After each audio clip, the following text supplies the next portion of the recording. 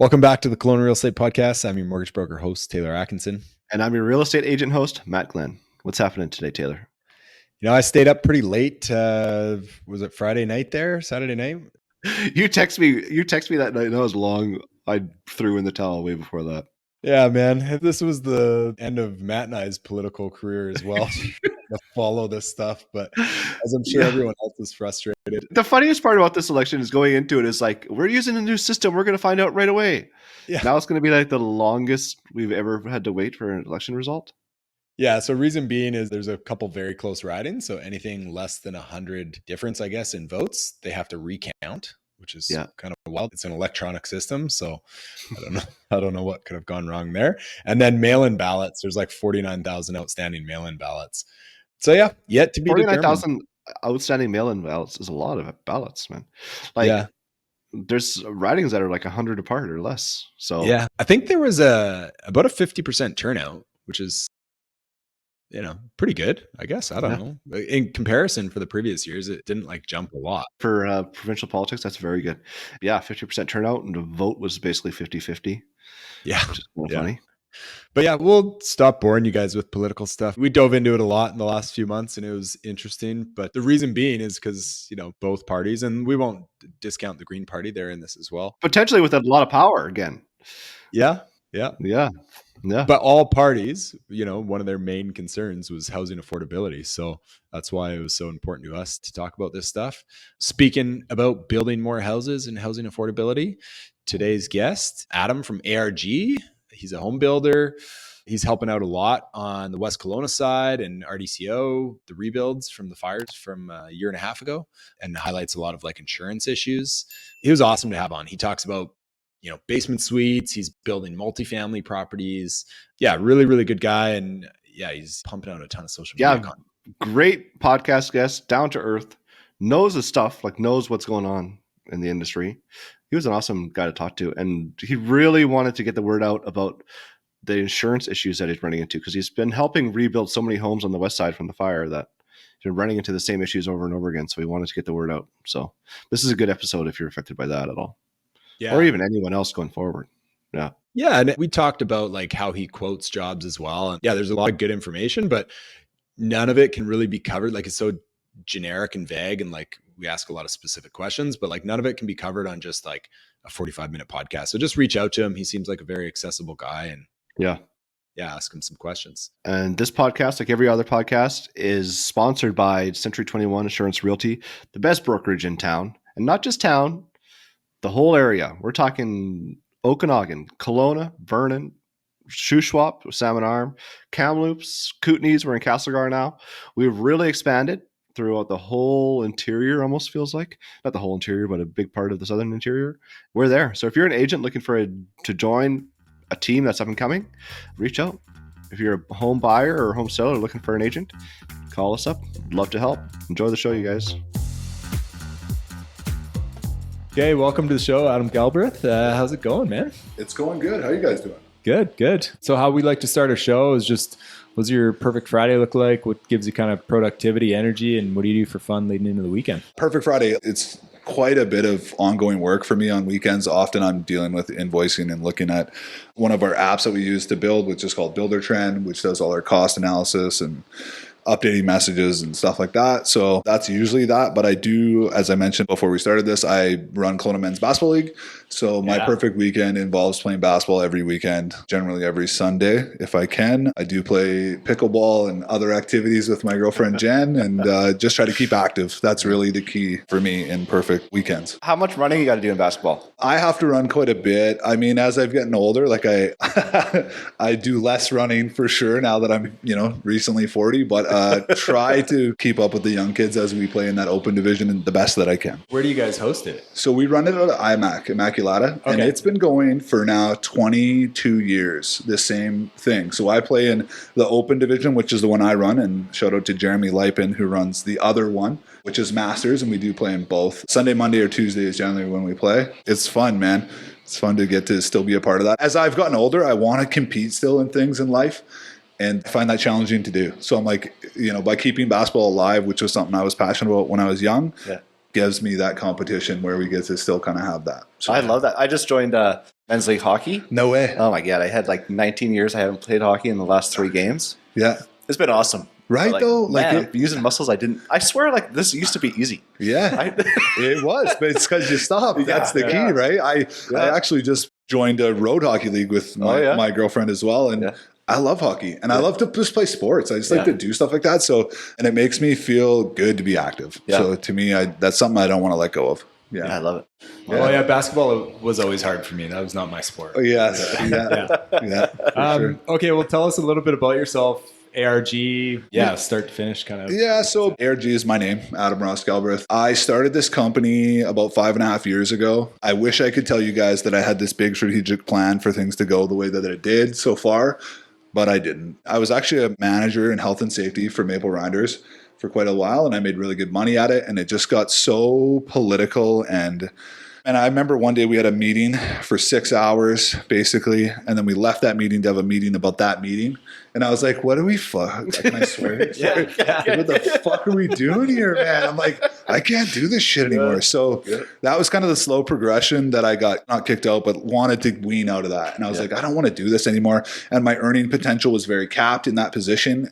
And it was like, well, what am I going to do? And then I started, ironically, from what we just talked about, I started doing tile work is how this all started for me.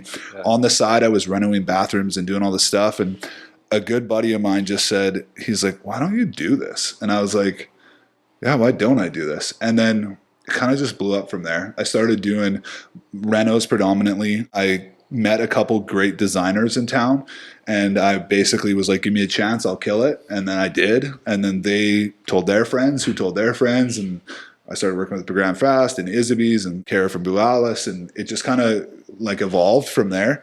And then just being ambitious, I was like, okay, well, now we got to be building. Like that's the next step here. And so went after that and started getting a bunch of builds. And then, the next step is development. So now we're, looking at doing an apartment in the spring where, again, I have a mentor who's been doing developments. He's like 72 or 69, sorry. And he's taken me under his wing and really like taught me about how to assess developments, how to understand if they're, cost plus and if it makes sense to do it. And I'm still learning. By no means do I know that area yet, but just, really embracing his knowledge has been huge. And he's the one who's kind of helped, navigate me through this first development. I'm greatly appreciative of it. So have you been taking advantage of any of the government programs or any kind of nice financing? So that is a great question. It's funny, when I got into this plan for this development, I had him kind of in my back corner helping me navigate through this. And we met with a bunch of marketing companies to go, okay, how do we do this? And they were at first going to be like for sale. And then with his wisdom and connections, he was like, why don't we look into exactly that? CHMA, do we qualify for this? Does this area meet these qualifications? And one thing led to another. And next thing you know, I'm having a meeting with Dominion Lennon, management privately saying, I think this is a good idea. They agreed. And now we've, quite a few steps through this. And we're basically at the approval point within the next month on that. So it's a pretty exciting thing to get to be a part of for me, for sure. So you guys are holding this for the future, purpose-built rental? We're going to keep the building, yeah. I'm going to have to bring in an equity partner because I do have to come up with 5% of the projected budget, which is going to be like $2 million or something. Yeah. But yeah, we're going to keep it as a rental. I'm actually making it because I'm an animal lover. I have 2 dogs and a cats, and my cats are names LeBron and James, by the way. That's a funny one, but I'm a big LeBron fan. I love animals. So I'm making pet-friendly rentals. The FAR on those locations are wild, and you could put I think it was 120 units on this. And I'm like, I don't want to do that. I want to build for the people. I want people to live here and want to live here long term. Yeah. So we've designed it to be pet friendly, not only, but also have storage on each floor for those rentals. So trying to really take the idea of, I don't want to ever be 100% profit minded builder. I just don't want to do that. I think the best is if you keep the mindset of I'm building for the people and I want to do what's right for the people, that image gets pushed out and it's like a circle. You're in the good vibe circle of what you should do instead of I want to make as much money as I can. I don't want to be like that. So yeah. I think you see that everywhere. It's a pretty small industry no matter where you go. So yeah, if you have the right mindset, you won't be short of money. Yeah. For sure. Yeah. I agree for sure. I'm actually naming that after my grandfather who passed away. So I'm naming that building the Gabriel. And my hope is to do one next to it the following year, which would be called the Odessa, which is after my grandma. Nice. They were very important to me when I grew up and still are to this day. Cool. Yeah. There's one thing in there you were talking about cost plus. Like, how do you quote some of the jobs right now? Like, obviously we've seen like massive volatility in the last it is crazy few years. Like, do you normally quote cost plus or like? So renovations are only cost plus for us. Okay. There's too many unknown variables. Just there is, and we've seen too many crazy things, and so it's just. If I was to give you a hard price on a renovation, I wouldn't say I'd taken advantage of you, but I'm covering my liability of what I could find. Yeah. So that's not fair to you either. And just the way we do business as ARG is we're 100% transparent. So if we purchase an item for your job, we send you an itemized list that shows your receipt, what it costs, what our percentage is, and what we charge. There's no hidden, it's this much, it's $3,000, and it doesn't explain why. That we don't do anything like that. Yeah. Like it's very transparent. So I think being like that has been a really big factor for us to getting more and more work, because it's just the cost is we're not hiding anything. Yeah. And I think that's the best way to be in this industry. But with builds, you can get a little easier with hard cost numbers. Again, the better and more in-depth plan you have on your build, the easier it is to be like, okay, this is your build number and we can stick to this as long as you're not making changes. Yeah. So I guess maybe we should take a step back and, for a listener that maybe doesn't know, like there's cost plus and then. Yeah, exactly. So basically a cost plus project would be whatever the contractor's margin is, which ours is 15%, which is pretty standard. Some of the bigger companies will have a higher margins just because they have to cover their costs of larger overhead. But yeah, ours is 15%. So it would be whatever we purchase and do for your job based off of sub trades, materials, finishes, labors, whatever. We charge that plus our percentage to be a profitable company. Yeah. And then the other is just a build price where we would say, okay, we can build your house for 400 a square foot. That's the, per square foot times that number is what it's going to cost you to build your house on average. It feels like a lot of people wanted a fixed price previously, but like the way you phrase it is perfect because it is unfair to them because no builder. I can't take the shirt. Exactly. So you have to overestimate because of what you could find. So to me, it's like, at the end of the day, if you're going to hire anyone, especially a contractor, but anyone, you need to trust them. You do whatever you're doing. Like you need to have a relationship where you can look at me and go, this is what's happening. This is what the cost is going to be. And if you don't like it, let's go in and look. This is why it has to be this because we found this problem or this, and that's why. And the better you are to build those relationships and people know that you're not fucking around, then it's easier because you're just like, yeah, okay, that's what it is, right? Well, so, you're probably going to get a better discount on products anyways. 100%. With the volume that you do or labor that you do. So, and that's a great point. Thanks for bringing that up. Clients sometimes are like, whoa, 15%. But I'm like, on your appliances, I save you like $2,000 or on your flooring. Like at the end of the job, you're saving as much or more than my cost is normally off of all the items that we buy. Yeah. So it does add up significantly. And that is something that the listener should keep in mind when they hire any contractor. Yeah. Somebody wants to hire you to build their house. Mm-hmm. Like at what point do you want them to call? Do you want them to call you when they're looking for a lot or like after they buy a lot? I think it would be subjective. The more communication you have in life, in everything, the better. So if you were looking like, hey, well, right though, like if you want me to be your builder and you want me to be involved, then if you're going to buy a lot that has no services and then I'm going to say, okay, well now you got to put $300K to get services to your lot. That might be a very important deciding factor if you want to buy that lot. Yeah. So you might not do all the due diligence you should because you don't know. So to me, the more information, the better, the more communication, the better. But yeah, I would say ideally, worst case scenario, you buy a lot, then we'd come look at it and say, well, unfortunately, you don't have services. We're going to have to do this, this, and that. But, again, I would just say that the more communication, the better. Yeah. And are you getting involved in, you are on your own portfolio, it sounds like, but like helping other people subdivide and build? Honestly, again, I want to say I'm the guy for the people. I want everyone to do well. When I hire sub-trades, I tell them like, I want you to make money. I'm not going to nickel and dime you. I want you to do well, but I'm going to hold you accountable. And I'm going to say, I want the best product here. And if you don't get it, I'm going to make sure that I get it. Because that's my job for the client. As the general, I also want everyone to do well. That includes my clients. I want you to, succeed. And if we can do stuff that's going to help you, then that's our job. Like that's what we do. So to me, it's, however we can. So right now, you're doing a lot of renovations still? Yeah. So honestly, this year's been wild. I thought with all the builds we had that we would be predominantly in the build world. We've been connected to quite a few insurance jobs where I thought, okay, we've won some of them.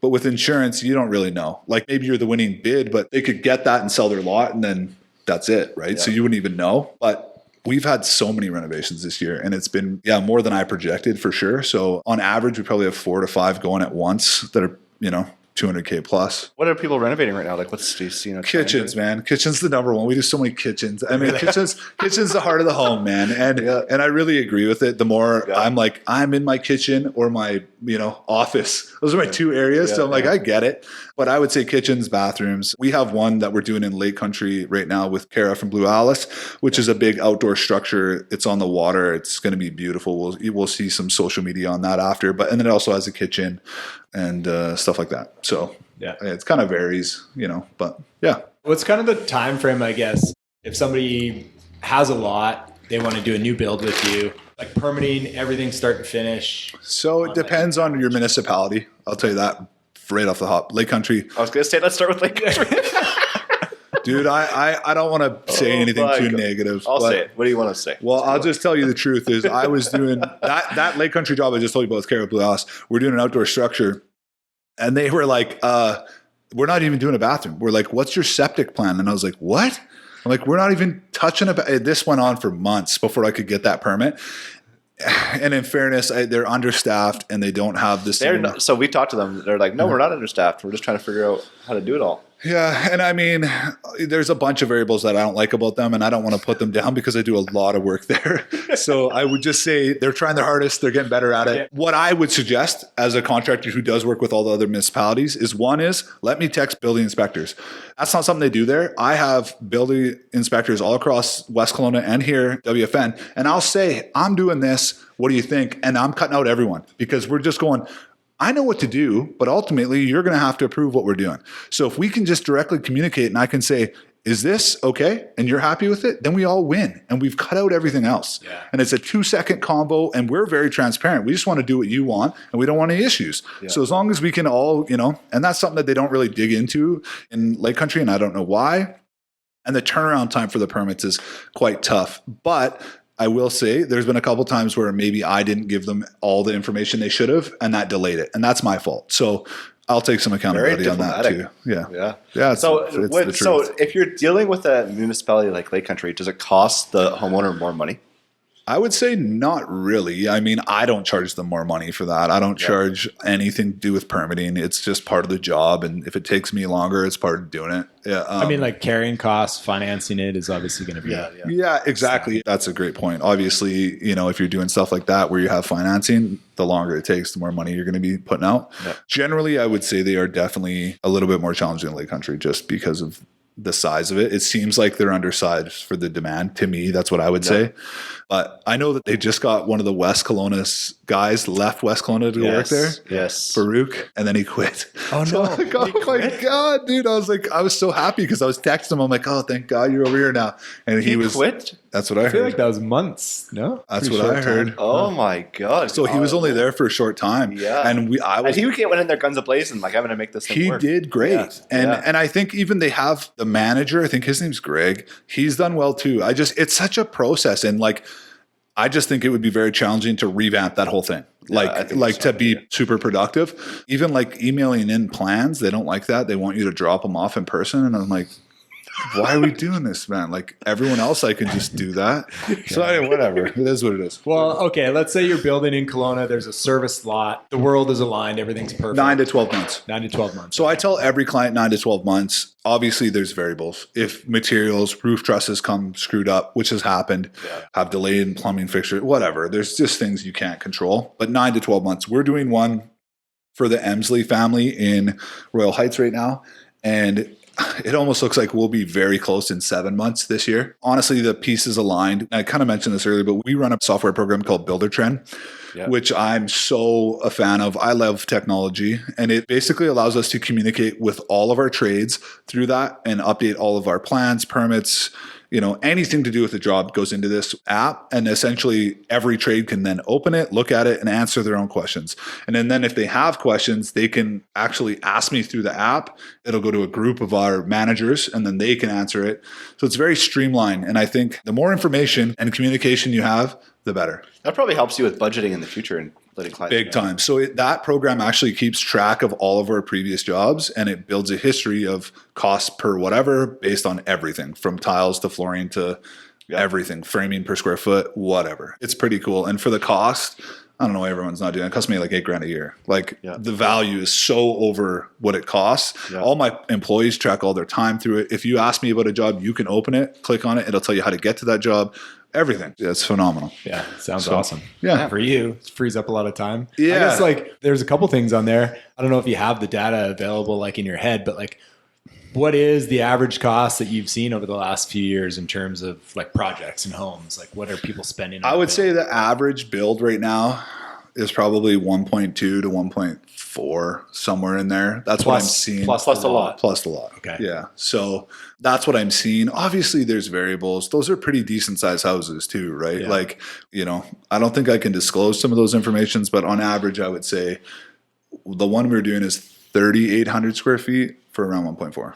Okay. So, okay. Yeah. Taylor and I have talked before about having like, there's kind of a missing 3-bedroom, 2,000 square foot house. So they just don't build them. There's some big developments in talk for town that I know of that are looking at meeting those needs. And that's all I can say about it. But that's what I'm hearing. For a town like? For Kelowna. Okay. Yeah. Okay. Yeah. More out on the west side area. But yeah, I don't know when or where, but I think that's kind of what people are shooting for. And I agree. There's a gap in that for sure. Seems like all the new houses are all either condos, townhouses, or like these big giant houses.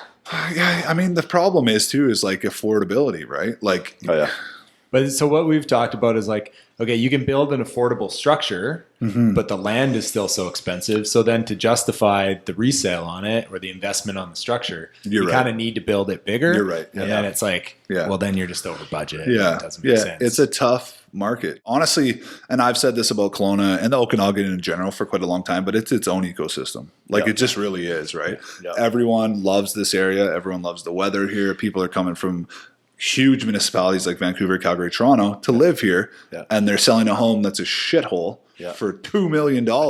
So they're like, I'm coming here, I'm going to build a mansion and not own it. So it's just like, I don't think that's going to change. And partially what's lucky for us is that it's almost kind of recession proof in a way, because that's continuing us to always kind of keep moving because of that. Well, what's probably huge for you guys, that's going to be coming in 2025 is like we were talking about off air, CMHC coming out with 30-year amortizations up to 1.5 million insured purchases. So huge. There's so many houses incentivizing new builds or townhouses that just couldn't make that happen. But now like building a home for 1.3, 1.4, and like you can get it insured on a 30-year am.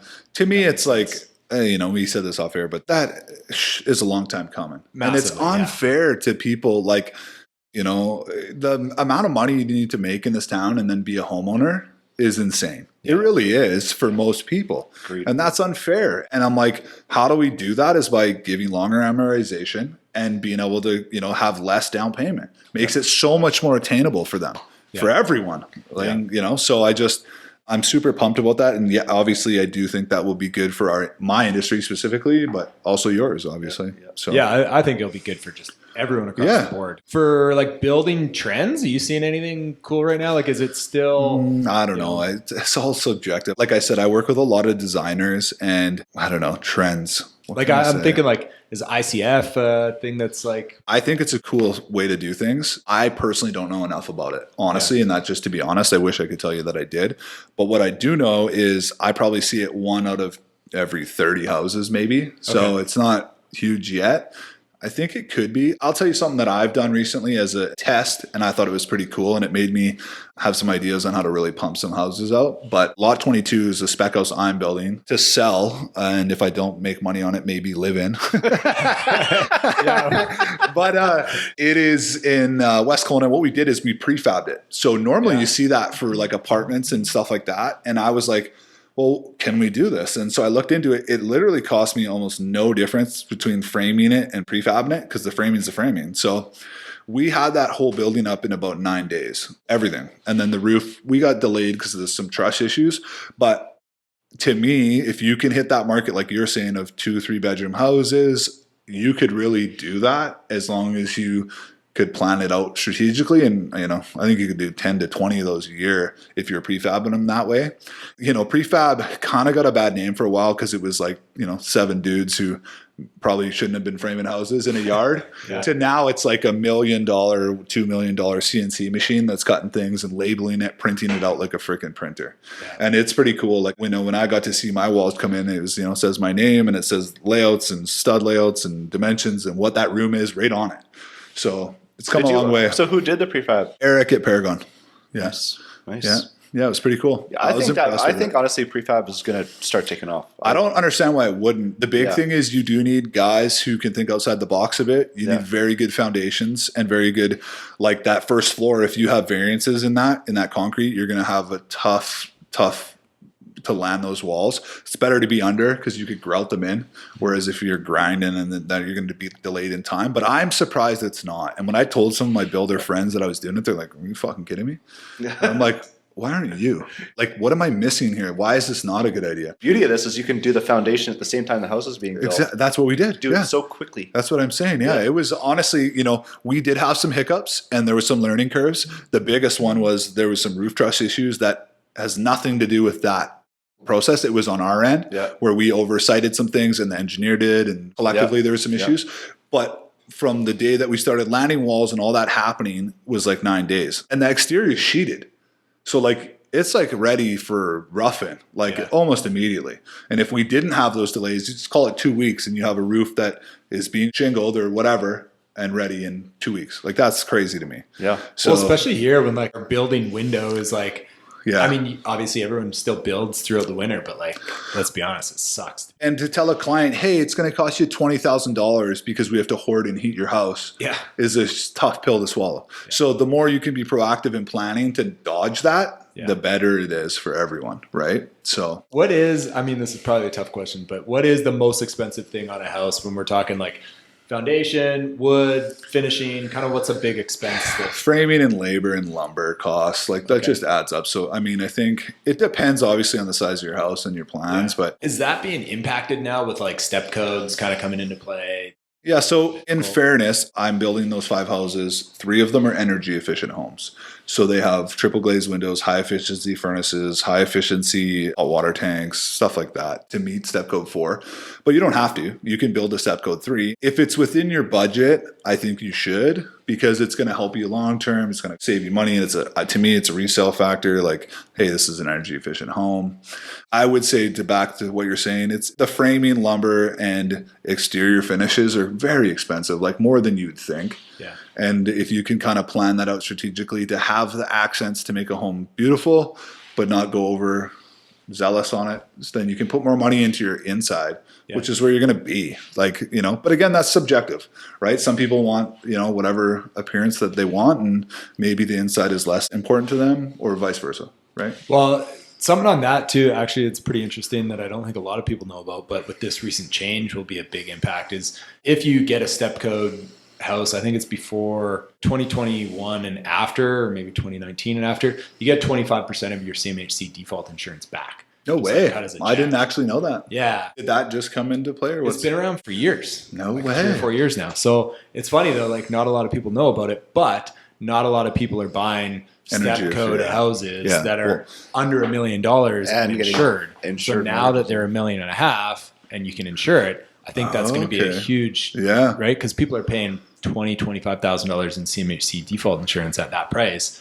If you're going to get $9,000 back, that's good to know. I did not know that. Yeah, for sure. It all adds up, right? Yeah. Adam, so you've been quite involved in the rebuild in West Kelowna. Correct. Yes. Yeah. So how's that going? Do you have any houses still on the go right now, or how is that? We do. All the houses we're building right now are for the rebuilds currently, except for one of them. I guess it's mine, but I bought the lot. So, but it's a rebuild. It's going great. I mean, it's had some challenges. I would say WFN, where most of them are, have been a great to deal with. The way that they've kind of helped the clients, and there's always challenging with builds wherever you're doing it. So I would say, that's kind of subjective, but the big challenge for me has been dealing with the insurance of people, and how I would say some people are kind of been taken advantage of with their insurance, and, being underinsured and not understanding their insurance policies. And a lot of times, like, I don't know if you guys have ever read your insurance policy, but it's a tough read. Yeah. Like it is a tough fucking read, man. Like on purpose. Yeah. Well, I totally agree with that. It's 100% on purpose. And what they'll tell you is, oh, you got 100% replacement cost. You got this, you got that. And they give you this like fairy dust feeling of, okay, we're good to go. But you're not. And you need to really dig in. What am I covered for? What is excluded? Why? How can we make it excluded? What are you assessing my rebuild value at? Have you done a bunch of renovations to your home and now your home's value goes up to whatever? Like those things are relevant. And the problem is insurance, their job, I hate to say it, but their job is to make sure you don't get that money. Like that's how they make money, is by not paying you out, right? Yeah. So obviously I would say not everyone's like that, but that's how insurance works. So you really need to do your due diligence on your policies and make sure you're covered. You know, one of the calls I got this year was a guy who was, you know, very distraught because he lost his home in that fire, and he was offered $500K on a $1.4 million house, and he still had a mortgage left, and he was, you know, basically told to get, you know, pound sand. And that was terrible. This guy's crying and like, I lost my house. And this is somebody who has insurance. Yeah. He had insurance. He's covered. Yes. Yeah. And that's what's so sad to me is like, you know, and I really wish there was a level of accountability for these insurance companies where they're like, okay, you just bought this place, you're doing this or that. This is the value you need to be insured for. Let's figure out how we do that. Because other than that, how are you assessing value? How are they? Like, and who's doing that? Like, there's got to be a liability associated to that. That's what I'm saying. There has to be accountability. And like, you know, again, we mentioned this off air, but one of the properties I had just reinsured, they had me reinsured for, I think it was like under $200 a square foot to rebuild. Although this house is something I would tear down, that is still impossible to do. So that was just what they gave me. But I'm like, how did you come up with that number? How did you figure that out? Because it doesn't make sense. So then I had to go back and go, well, I'm a builder and there's no way this is possible. So let's relook at this and then do it. And obviously my premiums went up and everything, whatever, but that's what you got to do. So are you working with people over there that were well insured? I would say 2 of them.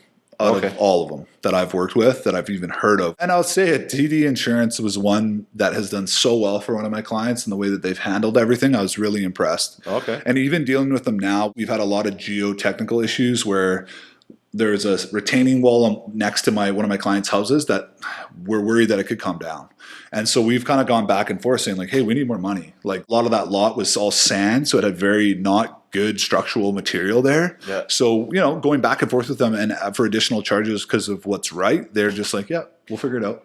So I would say I was super impressed with some of them, but not all of them are like that for sure. So people should read their insurance policies. People should dig obviously into we're through this fire season, but like next one's coming. Yeah, and I just not even that. Like I'm actually meeting with a guy on Friday. Sunny, his house burnt down because of electrical fire. So you need to know, like, and he is insured well and he's going to do okay. But if you're not, you know, what are you going to do? Like, what's the plan there? Because if you have to come up with $500K to rebuild your house, for most people, that's going to be a real big What problem. about things like these fires were a year August 17th last year. Yeah. So that's over a year. You're still building these houses. So this is like looking like 2 years. For sure. People are out. So I guess for your insurance company, you got to figure out that. Also. Well, and what are they covering for your live out? Yeah. Like that's a big question because in the event that it's a total loss, you're going to have to live somewhere for a year and a half at least. It's not just one person. Like we're talking your whole family. Pets. Exactly. New clothes, new food. Well, we've spoken about that too with like Airbnb now taken off the market. Like where do people go? Yeah. Right. Yeah. You gotta find a full single family house to rent somewhere when there's a housing shortage. Which is a huge cost, and which is why I think it's so funny on how things are so delayed in the insurance industry. Why are you taking 7 months to make decisions on shit when you're paying for these people's live outs, food, all this stuff? Like, what's happening? Why are we not just going, okay, this is the value, this is, I hate to say it, but it's because they're like, well, where can we keep this money? Not where can we give it, right? Yeah. That sucks. One of my clients, Don and Gail, the sweetest couple, they're older, and their house burnt down, and they've lived there for 25 years, something like that. Never had a claim, never had any issues basically at all. And they lost their house, and they're like, being battled to cover their septic system. And I'm like, well, you can't build a new house without a new septic. If this isn't allowed. So why would that not be a part of the build? And that's like $30,000, $40,000. Yeah. So it's like, why should they come up with that? And a lot of the other insurances are covering it. So I'm like, why are you doing that? Right.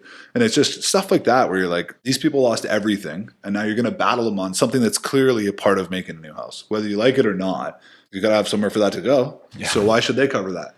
You know, so it's just stuff like that where I'm like, man, it frustrates me that that's what has happened. But at the end of the day, I just want people to do their own due diligence and dig in and look at your policies and really do your homework, because I don't want any more of those calls from someone like that who lost their house. Yeah. Yeah, it's going so to be quite tough. When you're doing the build, do you talk to the insurance company? Like, I do everything within client kind of relations and podcasts. Yeah. But I do everything with the people. I'm better with the people than I am at building. I do have a business partner. His name's Dan. Pivotal part of my team. He's a journeyman carpenter who's a great builder, and we've got a good team together, and his end is a lot more on that side than it is mine, to be honest. Yeah. So I do talk to insurance. I've actually helped clients kind of battle insurance to get what they could out of them, even if I don't get the job, which I didn't on a couple of them. Yeah. But a lot of it's just doing what I think is right, is what's important, and everything comes around if you do that, in my opinion. Love to hear it.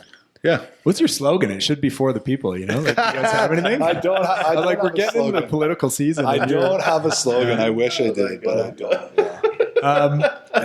My wife wanted me to ask you this, but I know it's difficult, but difference in cost, let's say renovation to build. What are you seeing for a general renovation cost per square foot compared to a new home? Yeah, I mean, the renovation cost per square foot is so challenging to answer, because what are you doing? If you're doing all new windows, doors, flooring, are you moving structural walls? There's so many variables in that. I would say the average house reno that we're doing is probably for an upstairs with bathrooms, kitchens, floors is 250 plus K on average. And then obviously it can go significantly up based off of your choices and finishes and stuff like that.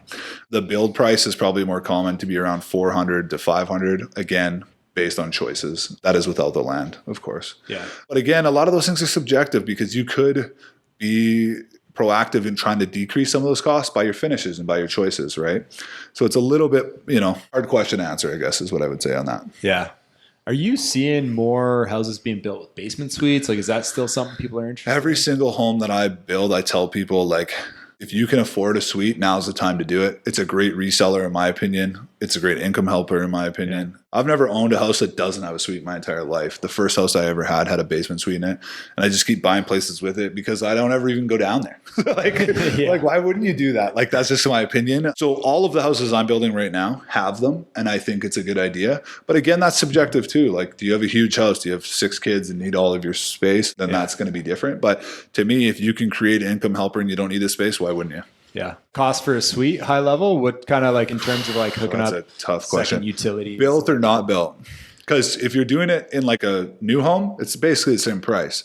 It's when you start doing it in a house that you're renovating, the costs are huge. Yeah. Because it's fire rating, soundproofing, HVAC stuff. HVAC. It just gets so much more intense because you didn't forecast it in the beginning. Yeah. So, I would say an additional cost on a legal suite in a renovation is probably $30K additional to your reno, at least. Okay. But obviously there's variables. If you happen to have the perfect, house where you only need one fire rated wall and exits, and you can, get away with some things, it might be a bit less, but but if you look at it in terms of an investment, you're getting a second door, another rental property. To me, it's a no-brainer. And then the mortgage helper, it's good for cash flow, but to help qualify people is insane. Well, that's why. So that's with the spec house I designed and built out in West Kelowna and doing. I was like, this has to have a suite in it. It's got lake views. It's a beautiful property, but I'm like, this is just going to give more people opportunity to buy it. Why wouldn't you do that? Again, that's probably from my thinking of homes that I've had where I've had suites. So it might also, you might lose some of the market because of that, honestly, too, which is okay. Yeah. It is what it is. But I think it does make a lot of sense personally. I think, you will lose a little bit of the market, but globally, I think we have some of the biggest square footage, per household. Yeah. It's not it's really necessary. Dude, it's so I was telling Jen that the other day, I live in 3 rooms and it's really 1 room. It's my office, or I'm gone. Yeah. So it's I get it. We do live in this crazy world of want so much space, but I don't use it. So that's just me. Maybe other people are different, but yeah, that's why we started a podcast, just to fill up a vacant room. It's working. That's not that far off. Yeah, pretty much. That's a good idea.